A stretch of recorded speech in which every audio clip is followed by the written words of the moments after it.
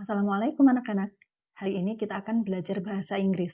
Materinya adalah penggunaan must dan must not. Must artinya harus, sedangkan must not artinya tidak boleh. Jadi dua kata ini sering dipakai untuk menetapkan aturan. Siap belajar? Oke, kita mulai. Selama PJJ, pasti kamu pernah mengikuti Zoom meeting kan? Pasti ada aturan-aturan yang ditetapkan. Pernah nggak ada aturan yang aneh di Zoom meeting kelasmu?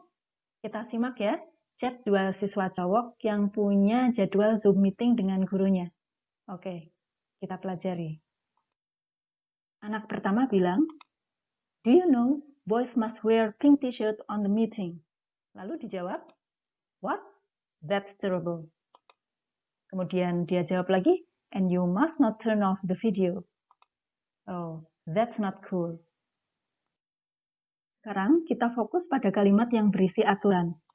Aturan biasanya terdiri dari dua hal. Yang pertama bisa berisi pengharusan seperti pada kalimat pertama, "You know, boys must wear pink t-shirt on the meeting."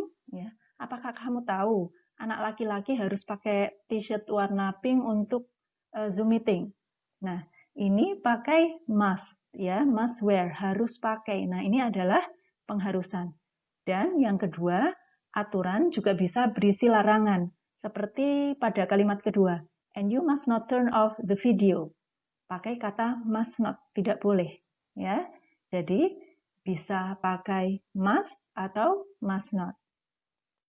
Dalam kalimat yang mengandung pengharusan, must diikuti oleh infinitif.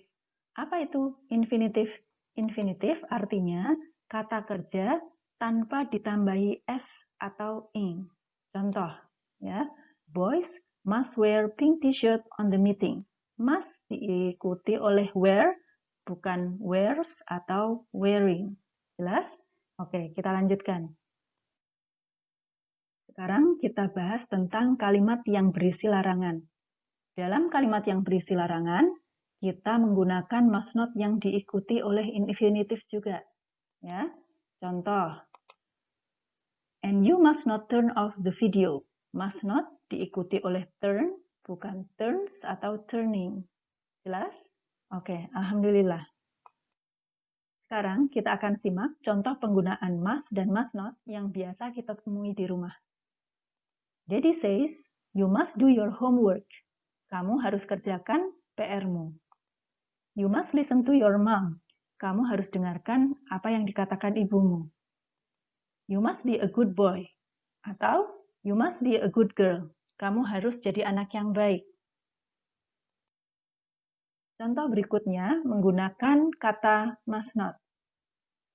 Mom says, "You must not play on the street." Kamu nggak boleh main-main di jalanan. "You must not skip the breakfast." Kamu nggak boleh melewatkan sarapanmu. "You must not be lazy." Kamu nggak boleh malas. Jadi di sini ada dua contoh ya yang memakai kata sifat ya, tadi belum dibahas. Kalau memakai kata sifat seperti lazy atau malas, ya, you must not be lazy. Ada tambahan be sebelum kata sifat. Jelas? Alhamdulillah. Sekarang kita latihan ya. Lengkapi kalimat berikut dengan must atau must not. Coba amati kalimat yang pertama. The floor is wet. You bla bla bla step on it. Kira-kira apa ya? Jawabannya must atau must not? Ya, jawabannya must not. Oke, sekarang latihan yang kedua. Teachers and students bla bla bla be on time for school. Kira-kira apa ya jawabannya? Guru dan murid harus atau tidak boleh? Ya, jawabannya must be on time for school. Alhamdulillah kita sudah selesai membahas penggunaan kata must dan must not. Wamin punya pesan buat kalian selama masa pandemi ini. Yang pertama, wear your mask, wash your hands, and stay cool. Oke, terima kasih sudah menyimak. Semoga bermanfaat. Wassalamualaikum warahmatullahi wabarakatuh.